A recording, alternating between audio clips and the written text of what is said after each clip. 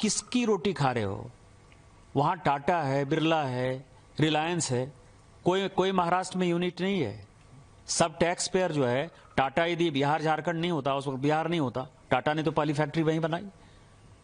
हमारे पैसे पर पल रहे हो, तुम कौन सा टैक्स देते हो? कौन सी इंडस्ट्री है तुम्हारे पास?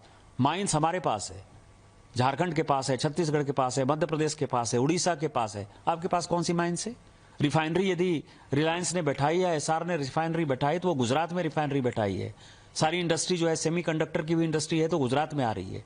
आप जो है लाटसाही कर रहे हो, और ऊपर से जो है आप हमारा दोहन करके, शोषण करके टैक्स पेयर करते हो। और यदि आप में ज्यादा हिम्मत है तो आप हिंदी भाषी को मारते हो तो उर्दू भाषी को भी मारो, तमिलियन को भी मारो, आप जो है तेलुगु वाले को भी मारो।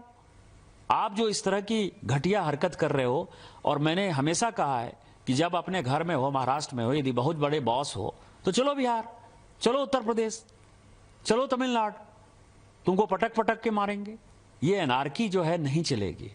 हम मराठी का सम्मान करते हैं, मराठी एक आदरणीय भाषा है, और हम छत्रपति साहू जी महाराज, छत्रपति शिवाजी जी महाराज,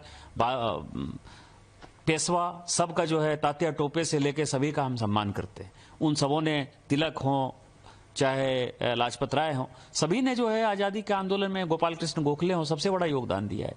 हम तो सभी मराठी स्वतंत्रता सेनानियों का सम्मान करते हैं। महाराष्ट्र के स्वतंत्रता में, हमारी भारत की स्वतंत्रता में बहुत बड़ा योगदान है। लेकिन आज जो वोट बैंक की पॉलिटिक्स, बीएमसी का चुनाव होने वाला है, और ये उद्धव ठाकरे और राज ठाकरे जो कर रहा है, इससे घटिया कोई काम नहीं हो सकता है, और हम इसका प्रतिकार करते हैं। और यदि उनमें हिम्मत है, जो मैंने आपको कहा है, यदि उनमें हिम्मत है तो बगल में जो है माहिम इलाके में चले जाएं, और माहिम की दरगाह के सामने जो है किसी हिंदी भाषी और उर्दू भाषी को पीट कर दिखा दें, तो मैं मानूंगा कि वो सचमुच जो है बाला साहब ठाकरे जी के जो है वारिस हैं, और बाला साहब ठाकरे जी के सिद्धांतों पर चल रहे हैं। Big security apparatus in Pahalgam when the Pahalgam attack happened. The point is, this is exactly the BJP's mentality, which is anti-Maharashtra.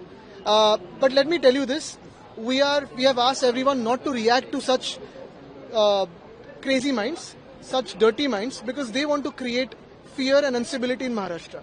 These are the same people who want to create division in Maharashtra, and we will not tolerate this. But at the same time, we are not giving importance to such characters who create poison for Maharashtra across India. What is the reason that the...